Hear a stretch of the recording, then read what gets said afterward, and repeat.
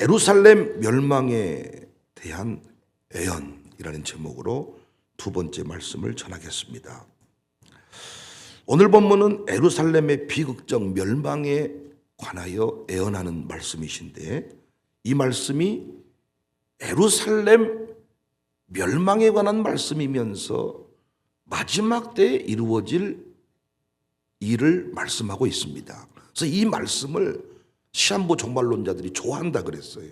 그래서 우리는 이 말씀을 정확하게 살필 필요가 있습니다. 특별히 예루살렘 멸망에 대한 애언이지만은 종말의 때에 관한 말씀이기 때문에 우리에게 중요한 메시지를 담고 있습니다.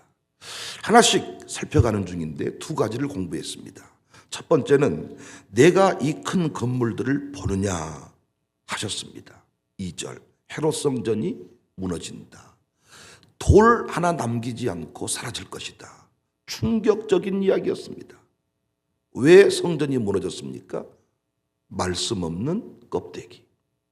마지막 때 말씀에 붙들리지 않고 전통 역사 자랑하는 그 신앙은 아무짝에도 쓸모가 없습니다. 이건 이미 코로나 때 우리가 확인한 바 있어요. 어떤 상황에도 생명을 내건 예배신앙이 없이는 승리할 수가 없다. 껍데기는 가라, 그 얘기입니다. 두 번째, 미혹을 받지 않도록 주의해라. 사람들의 미혹을 받지 않도록 주의해라. 그래서 여러분, 육적 화려함, 편리주의, 사람들이 어떻게 미혹하겠어요? 네 교회는 유별난다, 애들이 너무 힘들지 않겠냐, 적당히 해라, 믿지 말라는 말이 아니다, 이런 사람들의 말에 미혹을 따르지 말고 말씀의 본질을 붙들어야 된다 그랬습니다. 저희 교회가 이상하다고 말하려면 말씀의 근거를 가지고 말씀하셔야 돼. 백 목사님이 이상하다라고 말할 때 말씀의 근거를 가지고 말하세요. 이웃 동네에서 신앙생활하는 언니 말 듣고 말하지 말고, 서울에 사는 형님 말 듣고 말하지 말고 말씀의 근거에서 말하라. 아무리 언니가 뭐라고 해도 말씀에 어긋났으면 그 길 따라가면 안 된다. 사람들의 미혹을 받지 않도록 주의해라. 당시에는 육적 메시아와 간이 문제라 그랬죠. 육적으로 메시아, 이것이 사람들의 미혹이었습니다. 예수님은 뭐라고 말했어요? 내가 생명의 떡이다. 그들은 육적인 떡을 구했지만 생명의 떡을 말씀했어요. 오늘날에는 편리주의, 세속주의, 이성주의, 이런 미혹으로부터 벗어나야 된다. 세 번째 말씀입니다. 난리의 소문을 들을 때 두려워하지 말라. 7절, 난리와 난리의 소문을 들을 때에 두려워하지 말라. 본문의 강조점이 어디에 있는지를 보셔야 돼. 난리의 소문, 곳곳에서 일어나는 기근, 지진, 여기에 포커스가 있는 게 아니잖아요. 이것을 두려워하지 말라. 이것들은 재난의 시작일 뿐이다. 재난의 이 본론이 뭡니까? 영적인 전투가 치열하게 일어날 것이다. 사람들이 매질할 것이고 고발할 것이고 교회가 어떤 공격을 받게 될 것이다. 9절, 권력자들과 임금들 앞에 서게 된다. 이런 역사는 이미 오순절 이후에 제자들이 당했고 사도 바울도 당했고 우리도 당할 거예요. 이때 주시는 말씀이 뭡니까? 난리의 소문을 들을 때 두려워하지 말고 복음 전하는 일에 집중하라는 것이지요. 땅끝까지 복음 증거되어야 끝날이 오니까 난리가 일어날 때 네가 할 일은 뭐예요? 복음 전하는 일입니다. 10절에 또 복음이 먼저 만국에 전파되어야 할 것이니, 복음이 먼저 만국에 전파되어야 할 것이니, 당시 유대인들의 핍박이 결국 이방인들에게 복음 전하는 기회가 되었잖아요. 환난 속에서도 하나님 나라는 확장된다는 사실을 믿으시기 바랍니다. 11절, 사람들이 너희를 끌어다가 넘겨줄 때 무슨 말을 할까 미리 염려하지 말고 무엇이든지 그때에 너희에게 주시는 그 말을 하라. 말하는 이는 너희가 아니요 성령이다. 이 말은 제자들에게 이 말 성령 시대를 보여주는 것이면서 말세 성령의 역사가 우리에게 물 붓듯이 부어질 것을 의미합니다. 그래서 난리의 소문에 초점을 두지 말고 복음 전하는 일, 여기에 초점을 맞춰라. 그런데 이 일이 쉽지가 않습니다. 12절 보시면 형제가 형제를, 아버지가 자식을 죽는 데에 내주며 자식들이 부모를 대적하여 죽게 합니다. 13절에 너희가 내 이름으로 말미암아 모든 사람에게 미움을 받을 것이다. 보세요. 제가 핍박받는 건 견디겠어요. 저 때문에 장로님이, 권사님이 직장에 실직을 당하는 것을 제가 두고 볼 수 있겠습니까? 정치인들도 뭐라고 말합니까? 주변 사람 괴롭히지 말고 나를 집어넣어라. 제 입장에서 교회가 난리가 났어요. 여러분이 잡혀가요, 끌려가요. 소식이 들려와요. 오늘은 누가 목 잘렸습니다. 오늘은 누가 잡혀간답니다. 그때에도 변함없이 제가 지금처럼 똑같이 예배하자고 말하기가 쉽겠는가? 그래서 목사를 위해 기도해달라. 목회하다가 제 아내가 죽었어. 그러면 제가 혼자 끝까지 이렇게 사명을 지금처럼 감당할 수 있겠는가? 이게 쉬운 얘기가 아니다고요. 선교사로 이 땅에 왔는데 아들, 딸이 풍토병으로 죽어요. 없는 자식도 생겨야 될 판에 자식이 죽어갈 때 여전히 문둥병 환자를, 나병 환자를 끌어안고 사명을 완수하는 게 쉽겠냐고요. 제가 그래서 우리 교회 초창기 목회를 하면서 우리 교회는 항상 불안했으니까 조성동 장로님에게 부탁했던 건 한 가지입니다. 다른 사람이 다 떠나가도 당신만 내 곁에 있으면 나는 천막 치고 다시 목회할 수 있습니다. 당신만 흔들리지 마십시오. 늘 했던 말, 다 흔들려도 나는 자리를 지키겠습니다. 두 부부에게 있는 신실한 그 신앙의 모습이 있어요. 우리 임종수 권사에게도 그 신앙의 모습이 있습니다. 그래서 제가 흔들리지 않고 오늘까지 왔습니다. 사이즈가 커졌습니다. 여러분 기도 제목대로 유명세를 타는 것 같습니다. 여전히 제게 주어진 그 길이 있는데 핍박이 있고 환란이 있을 때 그 길을 끝까지 가는 게 쉽지가 않아. 개척교회를 했습니다. 학비를 달라고 하는데 학비가 없습니다. 그때 많은 목사님들이 목회를 멈추고 다른 일 하러 갑니다.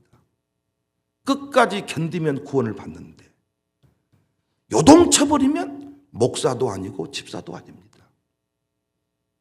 그러나 지하실에 물 퍼내면서 사람 한 명이 없어도 끝까지 목사로 사는 그분들은 머지않아 자녀대회라도 열매를 보고 간증을 만드는 것을, 그때는 목사 같지도 않았는데 아들 목사가 세워져서 아버지를 위대하게 만드는 것을 봅니다. 난리가 일어났을 때에도 너 새벽기도 하자고 말할 수 있겠냐? 새벽기도 때문에 수많은 사람이 다 코로나 걸려서 다 병원 실려가고 심지어 사망자가 나와도 너 지금처럼 대면 예배 드리자고 말할 수 있겠냐? 이게 쉬운 얘기가 아니다. 그러니까 주님이 그 말씀하셔. 난리에 포커스 맞추지 말고 땅끝까지 복음 증거해라. 교회가 어떤 상황이 일어날지 몰라. 항상 우리 교회는 불안할 수 있으니까. 교회는 불안하니, 지상교회는 불안하니까. 건물이 팔려 나가고 쪼개지고 교인이 뭐 절반이 떨어져 나가고 식분자가 흔들리고 언제나 우리는 흔들리니까. 이런 난리의 상황에도 너 5대 사명 완수할 수 있겠냐? 주님이 그걸 물으시는 겁니다. 그래서 오늘 어떤 상황에도 내려놓음, 더 내려놓음 이런 거 하면 안 됩니다. 끝까지 견뎌야 될 줄로 믿습니다. 끝까지 복음 증거하는 주인공들이 됩시다. 두 번째, 네 번째, 멸망에 가져간 것이 설 때 도망해라. 14절. 멸망에 가증한 것이 서지 못할 것에 선 것을 보거든 읽는 자는 깨달을진저 산으로 도망해라. 여기 멸망에 가증한 것은 다니엘 9장 27절, 11장 31절과 연결이 돼요. 멸망에 가증한 것, 다니엘서 9장 27절에 큽니다. 그에 대한 해석이 분분해. 그에 대한 해석이 구약의 안티오쿠스 에피파네스다. 로마의 디도 장군이 와서 예루살렘을 점령했잖아요. 짓밟았잖아요. 로마의 디도다. 핵심이 그가 하는 역할이 뭐냐는 거야. 그가 실제적으로 누구를 가리키자가 중요한 게 아니고 우리에게 중요한 게 그가 했던 일이 뭐냐는 거야. 했던 일이 적그리스도의 역할입니다. 그러니까 그 역사가 반복되어 왔고 마지막 때에도 그가 나타나서 제사를 멸하고 우리 경험하고 있잖아요. 믿는 자를 핍박하고 교회를 이 땅에 없애버리려고 할 것이다. 이번 코로나 때에도 우리 기독교만 빠지면 방역대책 세우기가 쉬웠어요. 그렇지 않습니까? 우리만 문제였지 다른 종교는 문제가 없었어요. 그가 일어날 때 도망해라. 적그리스도의 세력과 함께하면 안 된다는 얘기지만 전 여기서 참 중요한 메시지를 깨닫습니다. 도망해라. 요셉이 유혹을 받을 때 단순히 싫어요, 당신과 잠자리 하지 않을 거예요 하고 끝난 게 아닙니다. 옷을 벗어버리고 알몸으로 거리로 뛰쳐나왔습니다. 도망갔습니다. 여러분이 계시록에서 계속 강조하는 게 뭡니까? 용납했다는 거예요. 용납이 뭐라 그랬어요? 도망하지 않는 게 용납입니다. 제가 코로나 때 우리 선배 목사님들이 교단을 대표해서 청와대에 갔습니다. 청와대 대통령이 하시는 말씀이 목사들을 불러놓고 하는 얘기가 목사님들 코로나는 과학의 영역이지 신앙의 영역이 아닙니다. 그러므로 예배드리지 마십시오. 이때 그들이 그 자리에서 아무 말 않고 대통령과 담화하고 나왔어. 이게 타협입니다. 최소한 그 자리에서 어떻게 해야 됩니까?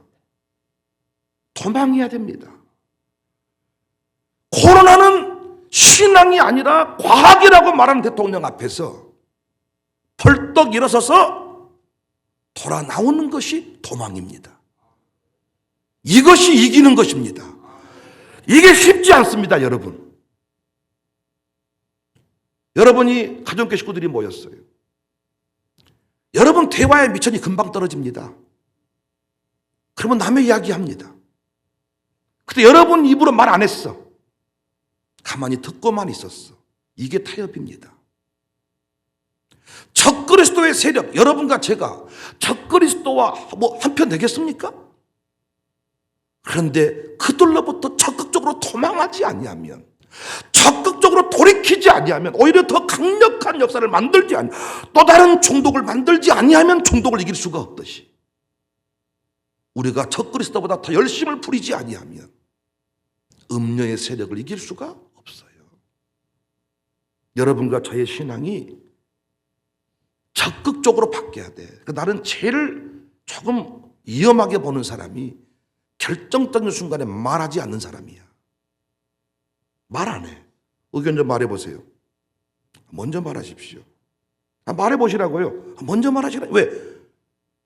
말해놓으면 책임을 져야 되니까. 여러분과 제가 지도자라고 한다면 욕을 먹을 각오도 해야 돼. 그래서 우리는 적당하게 남들이 하는 대로 따라가는 게 문제가 아니야. 교회에 부정적인 얘기가 나오거든 책상을 치고 일어설 수 있어야 되는데 아직도 직분자들에게 그런 의식이 보이질 않아. 내가 봤을 때. 그 사람이 가족이든 누구든지 간에 안 해야 될 말을 하고 비신앙적인 얘기를 했을 때 도망해라. 옷을 벗어버리고 지금 옷을 남겨두고 가면 그 다음은 어떻게 될 것인지에 대해서 알고 있습니다. 저 사람하고 내가 이렇게 얼굴색을 바꿔버리면 어떻게 될까? 적당히 타협하는 것이 문제입니다. 여러분도 신앙생활 안 하는 게 아니라니까요. 한다니까요. 항상 적극적으로 토망해라. 적그리스도 역할을 하고 있는 자들이 많습니다. 예배드리지 말라고 합니다. 그들은 거대합니다. 모두가 다 그렇게 간다고 합니다. 항상 하는 말이 네 교회가 이상하다. 다 그렇게 안 해야? 이때 적당하게 그랑깽이, 이게 타협이에요. 제가 요즘에 우리 장로님들을 대외 활동으로 이제 드디어 내보내기 시작했는데, 역시 그 자리에 청사교회를 대표해서 총대로 나갔다. 총대로 나간 것인데 제가 분명히 몇 가지 지침을 줬습니다. 아닌 것 앞에서 적당하게 은근히 그런 분들이 많습니다. 그건 총대 자격 없어. 교회를 대표해서 갔으면 적그리스도의 세력과 함께하지 않는 게 뭐예요? 목사님, 나는 그 자리에 가서요 화가 나서 혼났습니다. 그렇지만 밥 먹고 왔습니다. 뭐요 그게? 정말 당신 안에 분노가 있었다면 도망해야지. 도망. 쉬운 게 아니라니까요. 그래서 오늘 또 주님이 우리에게 말씀하시는 겁니다. 마지막 때 적그리스도의 세력은 거대합니다.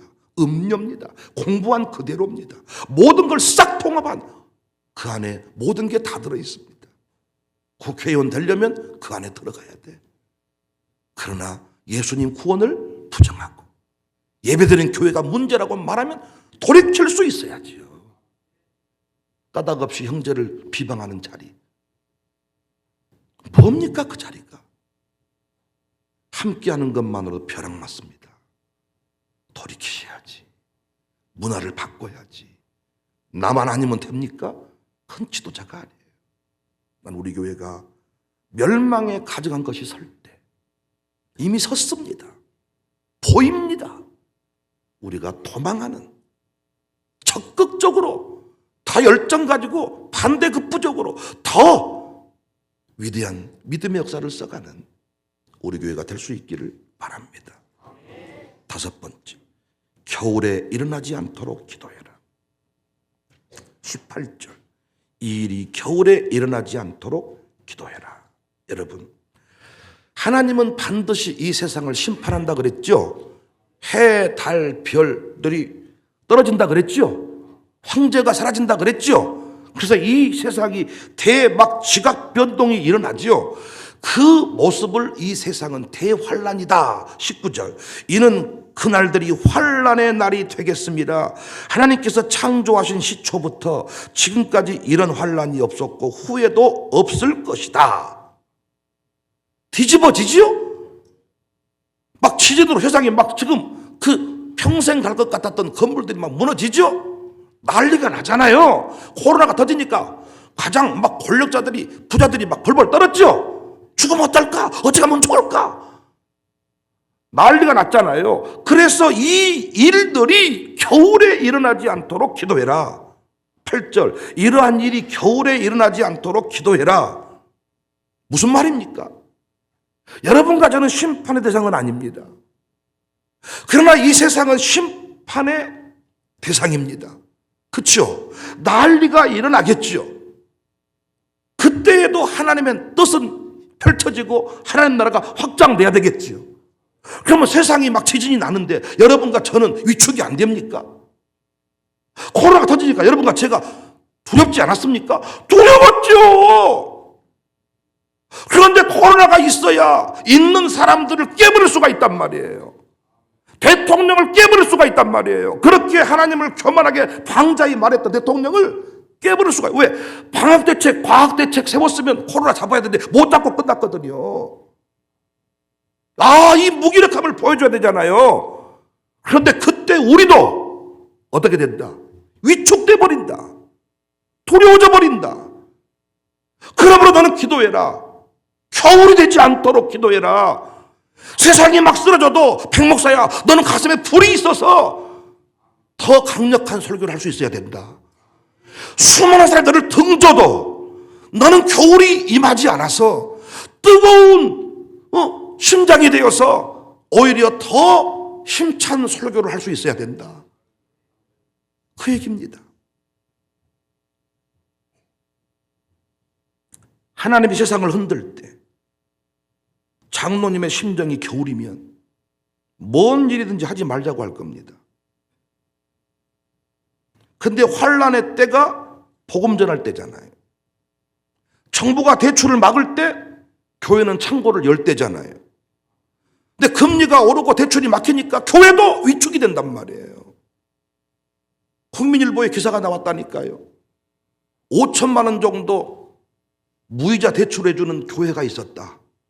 이제는 정부가 대출을 막았으니 교회가 열 대다.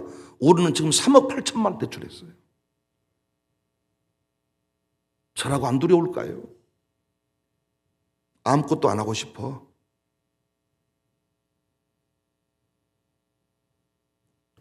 이때 예배당 문 열어야 되는 거 아닙니까? 코로나 끝나고 나서 여러 연합 모임을 하고 싶은데 예배당 문을 안 열어줘. 외부인들 오는 것을 금해. 바이러스 퍼뜨리고 할까 봐서. 그때 문 열어준 교회가 영웅 아닙니까? 그런데 우리 가슴이 식어졌어. 문 못 연다고요. 문 못 연다고요. 그래서 재림 때까지 우리의 신앙을 열정적으로 타오르게 해야 된다. 장로님들 진짜 뜨거워져야 된다. 어떤 상황에서든지 간에 주님 나라 확장은 이루어져야 되기 때문에 세상이 문을 때려 잠그면 교회는 문을 열어야 되고, 세상이 불경기라고 하면 교회는 창고를 열어서 백성의 배를 채워야 되고, 세상이 다 문을 걸어 잠그면 교회는 문을 열어서 이곳으로 와서 피난하십시오. 다 살기 위해 문 닫아버리잖아요. 교회가 피난처라면서요. 피난처. 그러려면 내가 어떻게? 불타고 있어야지. 불타고 있어야 우리가 그 일을 가라가는데, 내가 두려워서 제일 먼저 선장이 도망가 버리는 거지. 항상 선장이 불타오르지 못하면 세월호 욕할 거 없어. 도망가 버리니까 우리도. 아니 어찌 그 순간에 아내가 안 떠오르고 애들이 안 떠오르겠어요. 그럼 왜 계산이 안 되겠어요? 이거 잘못되면 목이 끝나겠구나. 그런데 가슴이 뜨거우면, 열정을 가지면, 열정의 사람은 넘어설 수가 있어. 환경을 뒤집어 엎는 거예요. 몸의 온도와 면역력 직결된다잖아요. 운동 왜 합니까? 몸의 온도를 높여서 병 걸리지 않겠다는 거예요. 나는 운동하는 거 싫어하지 않아. 운동 좋아. 그런데 그것만 신경 쓰고 영혼의 영적인 뜨거움을 관리하지 않는다면 당신은 아무짝에 쓸모없어. 근육 가지고 가장 먼저 숨을 테니까. 교회가 정작 필요로 할 때 당신 없을 거니까.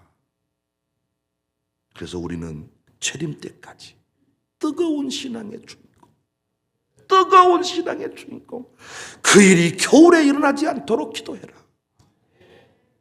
심판은 있습니다. 세상을 뒤흔드는 일이 더 강력한 일들이 일어날 것입니다.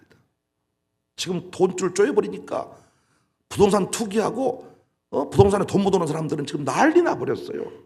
우리 교도 사실은 이율이 오르고 하니까 힘들긴 하지만은 사실 하나님의 뜻을 바라보면요 더 쪼여야 됩니다. 완전히 쪼여서 두 번 다시는 돈 생기면 부동산에 묻어놓지 않아야 되겠다는 가슴의 고백이 막 터져 나와야 돼. 사실 우리도 견디기 힘들지만은 하나님의 뜻 생각해 보면 이건 기가 막힌 일이야. 더 쪼여야 돼요. 더 쪼여서요 마지막에 투자는 부동산인데 이제는 두 번 다시 땅에 돈 묻어놓지 않겠다. 건물 사두지 않겠다. 막 지금 집 두 채, 세 채는 사는 죽습니다. 지금 빚내서 집 사는 사람들은요 피눈물 흘립니다. 더 쪼여야 돼요 사실은. 그런데 그 안에 우리도 쪼이니까 힘들단 말이야. 어떻게? 그래서 겨울이 되지 않도록 해라. 하나님의 뜻이 이루어지고 있음을 바라보고, 윤영아 세상 사람처럼 숨으려고 하지 마라. 지금 국회의원들도 이제 막 다 치부가 드러나. 다 통 감춰놓고 없는 것처럼 하고. 그게 인간입니다. 어쩔 수 없이.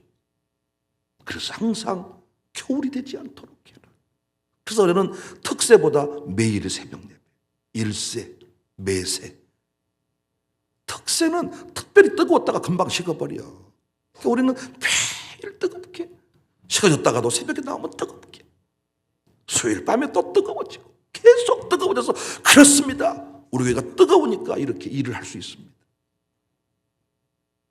나이 들어가면서 피가 식어간다면서요. 피가 식어간다면서. 젊은이들 피가 뜨거워. 육적으로 그럴지 모르지만 영적인 피는 갈수록 더 뜨거워지시기를 주님의 이름으로 축복합니다.